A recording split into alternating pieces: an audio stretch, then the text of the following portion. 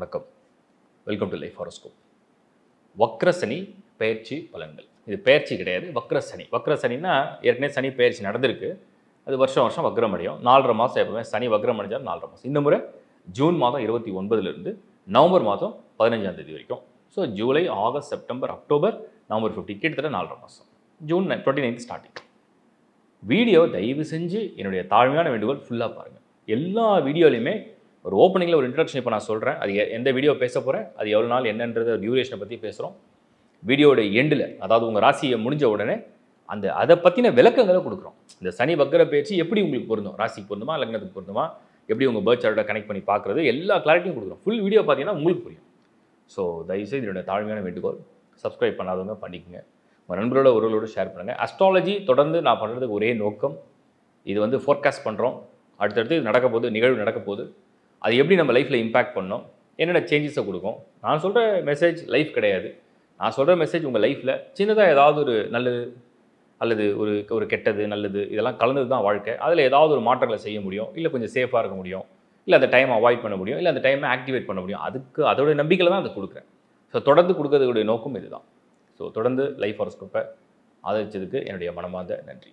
இப்போ நம்ம டீட்டெயிலாக பார்ப்போம். மிதுன ராசி.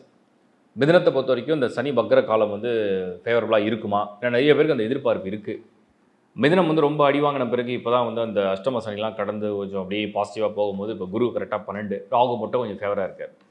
வக்ரத்தை நீங்கள் 2 ஆங்கிளில் புரிஞ்சுக்கணும். மிதுனத்தை பொறுத்த வரைக்கும் லார்ட் ஆஃப் 8 and 9, 8 கூடியனும் அவர் தான், 9 கூடியனும் அவர் தான். இப்போ மிதுன லக்னத்தை பிறந்துட்டிங்கன்னு வச்சுப்போம். மிதுன ராசி லக்னம் தான் மெயின். பட் இப்போ நம்ம 2த்தையும் கனெக்ட் பண்ணுவோம். இந்த 8th house லார்ட் அப்படிங்கிற சனி வக்ரம் அடையும் போது 8ஆம் இடத்துல இருக்கிறதுக்கும் 9ஆம் இடத்துல இருக்கிறதுக்கும் வித்தியாசம் இருக்குது. 9 கூடியனும் சனி தான். 9ஆம் இடத்தில், லக்னத்துக்கு 9ஆம் இடத்தில் சனி அவருடைய சொந்த வீட்டில் அவரே திரிகோணாதிபதினா 159, 9th house லார்ட் வக்ரம் அடையிறது பெரிய லெவலில் கெடுதல் கிடையாது. உடனே நீங்கள் இன்டெரக்டாக என்ன புரிஞ்சுப்பீங்க தெரியுமா? பெரிய லெவலில் கெடுதல் கிடையாதுன்னா அப்போ நன்மையும் கிடையாதா? கரெக்டு தான். மிதுனத்தை பொறுத்த வரைக்கும் சனி வக்ரம் அடையக்கூடிய காலம் நன்மையெல்லாம் எடுத்துக்க முடியாது. நன்மைனா என்ன? வாரி கொடுக்குற இடத்துல சனி இல்லை. பட் ஆனால் கெடுக்கிற இடத்துல இல்லை. கெடுக்கிற இடத்துல இல்லைன்னா சென்ஸ் அவர் எப்படியும் 9th ஹவுஸ்லேருந்து அவருடைய பார்வையெல்லாம் எடுத்து பார்த்தேன். அப்போ அந்த பார்வையெல்லாம் எங்கே விழுதுன்னா மிதுனத்துக்கு 11, மிதுனத்துக்கு 11 சனி பார்வை விழும்போது வக்ர பார்வையாக இருக்கிறதுனால ஓரளவுக்கு லாபகரமான இடம்னு எடுத்துக்கலாம். பெருசாக கொடுக்குற அளவுக்கு இல்லை, பட் கெடுக்கிற அளவுக்கு இல்லை. அடுத்தது அதே சனியுடைய பார்வை மிதுனத்துக்கு 3ஆம் இடம். மிதுனத்துக்கு 3ஆம் இடம்னும் போது அது ஃபேவர்ஸ் தான். ஃபேவர்ஸ்னால் உங்களுக்கு திடீர்னு ஒரு சப்போர்ட் கிடைக்கும், திடீர்னு யாரோ உங்களுக்கு ஃபேவர் பண்ணுறதுக்கு வருவாங்க. அது ஒரு பாசிட்டிவான விஷயம். அடுத்தது சனி அதே மிதுனத்துக்கு 6ஆம் இடத்துல பார்வையை பதிக்கிறார். ஸோ 6ஆம் இடத்துல பதிக்கிறதுனால உங்களுக்கு அந்த இடமும் எதிரிகள், பிரச்சனைகள், வம்புகள், தேவையில்லாத தொந்தரவுகள், தேவையில்லாத இழப்புகள் எல்லாம் சரி செய்யக்கூடிய இடம், எல்லாமே சரி பண்ணக்கூடிய இடம் அப்படிங்கிற இடத்துல இந்த சனியுடைய பார்வை. ஸோ மிதுனத்தை பொறுத்த வரைக்கும் இந்த சனியுடைய வக்ர காலம் என்பது எந்த வகையிலும் உங்களுக்கு சுபங்கள்லாம் என்ன? ஒரு கல்யாண விஷயம் நடக்கணும், ஒரு குடும்பத்தில் நல்ல விஷயம் நடக்கணும், ஒரு குழந்தை பிறக்கணும், ஒரு பொருளாதாரம் நல்லா இருக்கணும், ஒரு வேலை விஷயத்தில் எந்த கெடுதலும் இருக்கக்கூடாது. இது எதுலையுமே சனியுடைய பார்வையே கிடையாது. 10ஆம் இடத்துல சனி பார்வை கிடையாது. ஸோ எங்கேயும் அது தொழிலை டிஸ்டர்ப் பண்ணுற இடத்துல இல்லை. சனி பொசிஷன் 8ஆம் இடத்துல இல்லை, எங்கேயாவது உங்களை அப்படி ஷேக் பண்ணி பார்க்குறதுக்கு. ஸோ அங்கேயும் நீங்கள் சேஃபாக இருக்கீங்க. திருமணஸ்தானம் சொல்லக்கூடிய 2ஆம் இடம், அதே மாதிரி 5 குழந்தை பாக்கியம், இந்த இடத்துலையும் சனியுடைய பார்வையோ இல்லை அந்த வக்கரத்துடைய பொசிஷன் எங்கேயுமே கிடையாது. அந்த இடத்துலையும் உங்களுக்கு தொல்லை இல்லை. அதுக்கடுத்து நம்ம பார்க்குறது ஆரோக்கியம். ஏதாவது சனி நோய் கொடுக்குற மாதிரி திடீர்னு ஒரு மாதிரி எதிர்பார்க்காத துன்பங்கள் அதுவும் இல்லை. இப்போ எப்படி பார்த்தாலுமே வக்ர காலம், சனியுடைய இந்த வக்ர காலம் மிதுனத்தை பொறுத்த வரைக்கும் நன்மை நடக்கக்கூடிய இடத்துல இடையூறு இல்லாமல் இருக்கார். இதுவே பெரிய விஷயம். உங்களுக்கு இயற்கையாகவே கடவுள் ஒரு பிளெஸிங் கொடுத்துருக்காரு. ஒரு போதுமான அளவுக்கு நல்ல ஜாப், நல்ல இன்கம், ஒரு நல்ல பிஸ்னஸ், ஒரு நல்ல ஃபேமிலி லைஃப் இருக்குது, ஒரு நல்ல ஹெல்த் இருக்குது, நல்ல குழந்தைங்க இருக்காங்க, பேரண்ட்ஸுடைய சப்போர்ட் இருக்குது, எல்லாம் ஓரளவுக்கு பரவாயில்ல. குறையே இல்லாத மனிதனே கிடையாது. மிதுனம் என்ன நடந்தாலுமே இது முடியலையே, அது முடியலையே, இது நடக்கலையே கொஞ்சம் புலம்புறதெல்லாம் உண்டு. பட் குறையே இல்லாத மனிதர்களே கிடையாது. எல்லாருக்கும் ஏதாவது ஒரு தேவை இருந்துகிட்டே இருக்கும். பெரிய ஆளாக இருந்தாலும் இருக்கும், சாதாரண தான் இருக்கும், வசதியானவங்களாக இருந்தாலும் ஏழையாக இருந்தாலும் இருக்கும், படித்தவங்களுக்கும் இருக்கும், படிக்காதவங்களுக்கும் இருக்கும். அப்போ எப்போவுமே குறை இருந்துகிட்டே தான் இருக்கும். அந்த குறையை சரி பண்ண தான் நம்ம இயங்கிக்கிட்டே இருக்கும். நம்ம தேவைக்காக தான் நம்ம இயங்கிக்கிட்டே இருப்போம், அதை பூர்த்தி பண்ணிகிட்டே இருப்போம். அதுதான் லைஃப். அப்போ மிதுனம் என்ன புரிஞ்சுக்கணும்னா, இந்த சனியுடைய இந்த வக்ர காலம் எந்த வகையிலையும் உங்களுக்கு ஒரு தொந்தரவு கொடுக்குற மாதிரியோ, ஒரு கெடுதல் கொடுக்குற மாதிரியோ, ஒரு அசுப பலனை கொடுக்குற மாதிரியோ, ஒரு நோய் கொடுக்குற மாதிரியோ, ஒரு வருத்தத்தை கொடுக்குற மாதிரி எதுவுமே இல்லை. அப்போ என்ன தான் பண்ணோம் அப்படின்னு கேட்டிங்கன்னா, இன்னும் சொல்ல போனால் இருக்கிற பிரச்சனைகளை சால்வ் பண்ணும், இருக்கிற தொந்தரவுகளை சரி செய்யும். இருக்கிற கஷ்டங்களை நிவர்த்தி செய்யும். அப்படி தான் அந்த சனியோடைய வக்ரம் வந்திருக்கு மிதுனத்தை பொறுத்த வரைக்கும். அப்போது ப்ளஸில் அது பெருசாக ஸ்கோர் பண்ணல, ஆனால் மைனஸை அது டெலிட் பண்ணிட்டு வருது. அந்த மாதிரி ஒரு சனியுடைய வக்ர காலம் தான் மிதுனத்துக்கு இந்த காலகட்டம். ஜூன் மாதம் 29ஆம் தேதி ஸ்டார்ட் பண்ணும், நவம்பர் மாதம் 15ஆம் தேதி முடியும். கிட்டத்தட்ட 4.5 மாதம். இந்த 4.5 மாதம் கடற்கரை என்ன பிளான் பண்ணலான்னா, நல்லதை செய்ய முயற்சி பண்ணுறதுக்கு பதிலாக இருக்கிற லிஸ்ட்டு எடுத்து எழுதலாம், பேப்பர் எடுத்து எழுதலாம்.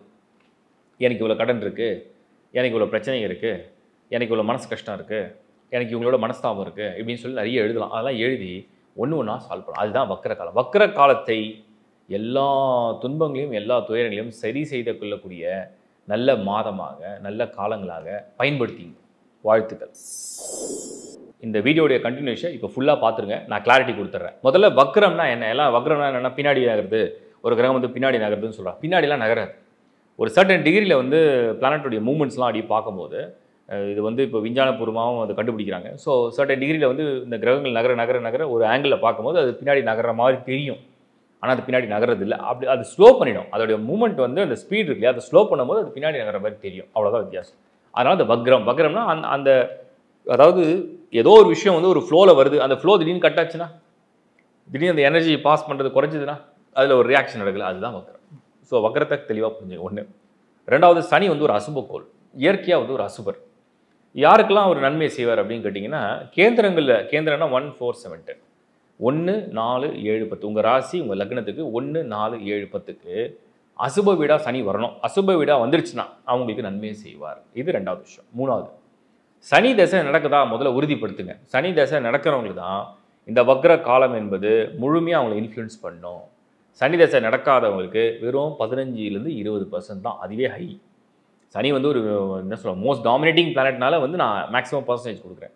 பட் சனி தசை நடக்கவில்லை என்றால் அவங்களுக்கு இந்த வக்ர பலன் என்பது வெறும் 10லேருந்து 20, ஒருத்தர் பொறுத்த டிஃப்ரென்ஸ் இருக்குது. பட் 15 வரைக்கும் நம்ம ஆவரேஜ் வச்சுக்கலாம். அடுத்தது, சனி புக்தியாவது இருக்கா, புக்தியிலாவது சனி இருக்கான்னு பாருங்கள். புத்தியில் உங்கள் சிந்தனைகள் அப்படி இருக்கும். இதில் இன்னொரு கேள்வி கேட்பீங்க, ராசிக்கார லக்னத்துக்கா? கரெக்டு. சனி வந்து விதி கிரகம். ஒரு மனிதனுடைய விதியை வந்து நிர்ணயிக்கிறதே சனி தான். நீங்கள் வேணால் எல்லார் ஹாரோஸ்கோப்லையும் எடுத்து பாருங்கள். சனி மட்டும் கெட்டு போகலன்னா விதியை கெடுக்க மாட்டார். மற்ற என்ன கஷ்டம் வந்தாலும் சரி விதி வந்து காப்பாற்றும். சனி வந்து கெட்டு போயிடுச்சு சாட்டில், அது வந்து எப்படி கெட்டு போகும் அப்படின்னா, டோட்டலாக எந்த கிரகத்துடைய சப்போர்ட்லையும் இல்லாமல், எந்த கிரகத்துடைய கூட்டணியும் இல்லாமல், எந்தோடைய பார்வையும் இல்லாமல், பர்டிகுலராக குருவுடைய பார்வை இல்லாமல், அதுவும் பர்டிகுலராக அது வந்து சனி சம்டைம்ஸ் ராகு இல்லை கேது இல்லை செவ்வாய் இந்த மாதிரி கன்ஜெக்ஷன் ஆகும். அந்த மாதிரி கன்ஜெக்ஷன் பண்ணிவிட்டு அது அசுப ஸ்தானத்துலேயும் போய் நிற்கும், அசுப வீட்டில் போய் நிற்கும். அப்படி இருந்து அந்த சனி வந்து மறைவு ஸ்தானம் சொல்லக்கூடிய துர்ஸ்தானம்னு சொல்லக்கூடிய 8 12 6ல் வந்து சனி இருக்குது advantage. But 8 12 advantage, disadvantage. So இந்த மாதிரிலாம் இருந்ததுன்னா அது வந்து அந்த துர்பலனை கொடுக்கும், விதியை கெடுக்கும். அப்படி இல்லை, சனி வந்து ரூட்டு கிளியராக இருக்கார், சார்ட்லேயே நல்ல பொசிஷனில், நல்ல கிரக சேர்க்கையில், நல்ல கிரக பார்வையில், சுபர் வீட்டில், சுபர் நட்சத்திரமில், யோக காரகனாக வந்துட்டார்னா சனி நன்மையை செய்வார். ஒரு மனிதனோட விதியை நல்லபடியாக கொண்டு போவார். விதியை கெடுப்பாரா கொடுப்பாரா நீங்கள் வெரிஃபை பண்ணணும். அது உங்கள் சுயஜாத்தை நீங்கள் பார்த்து வெரிஃபை பண்ணுறது. அதுக்கு லேர்ன் ஆஸ்ட்ரேலியா நான் கிளாஸ் எடுத்துட்டேன். ஸோ எப்படி இந்த இதை நீங்கள் பண்ண போகிறீங்கன்னா, லக்கணத்துக்கு தான் இது பலன் முழுமையாக பலிக்கும். ராசியை விட இது லக்கணத்துக்கு தான். நம்ம ராசின்னு சொல்கிறோம். ஸோ ஏன் லக்கணத்துனா விதியை கொடுக்கக்கூடிய ஒரு சனி. ஸோ உங்கள் லக்கணம் என்னன்னு நீங்கள் முதல்ல தெரிஞ்சுக்கணும். உங்கள் பேர்த்தில் உங்கள் லக்கணம் என்ன, அந்த லக்கணத்துக்கு சனி யோகரா வராரா, பாவகிரகமாக வருதா, மத்தியஸ்தராக வராரா, எப்படி வரார் அப்படிங்கிறத நீங்கள் வந்து கிளியராக வந்து ஒரு அண்டர்ஸ்டாண்டிங்கு வந்துடும். இதில் இன்னொரு விஷயம் நான் சொல்கிறேன். நீங்கள் சனி மட்டும் பார்த்தீங்கன்னா, அதாவது இரட்டைப்படை வீடுகளுக்கு அதிபதி, எப்படி பார்த்தாலுமே சனி ஆல்மோஸ்ட் எல்லா ராசிக்கும், அதாவது எல்லா லக்னத்துக்குமே ஏதாவது ஒரு நன்மையை செய்யக்கூடிய ஒருவர். நீங்கள் உதாரணத்துக்கு எடுத்து பாருங்கள், மேஷத்துக்கு 10ஆம் இடமான தொழிலை நிர்ணயிக்கக்கூடியவர். ஸோ முக்கியமான விஷயத்துக்கு வரார். ரிஷபத்துக்கு யோகக்காரனே அவர் தான், அதிர்ஷ்டத்தையே அவர் தான் கொடுப்பார். அதே மாதிரி மிதுனத்துக்கு அவர் பாக்கியாதிபதி, 9th ஹவுஸ் லார்டு, அதே 8 கோடி தான் வரார். பட் ஆனால் பாக்கியாதிபதி. கடகத்துக்கு ஒட்டே சொல்வீங்க, கடகத்துக்கு வந்து சனி வந்து பகையாளி, கரெக்டு தான். ஆனால் அதே கடகத்துக்கு சனி தான் கலசரக்காரகனாக வரார். வாழ்க்கை துணையை தேர்வு செஞ்சு இந்த வாழ்க்கை துணை எப்படி அமையன்றதை சனி நிர்ணயிக்க போகிறதுன்னு அர்த்தம். அப்புறம் சிம்மத்துக்கு, சிம்மம் சூரியனுக்கு சனி மகன் பகை, கரெக்டு தான். ஆனால் அதே சூரியனுக்கும் அவர் தான் கலசரக்காரகன்.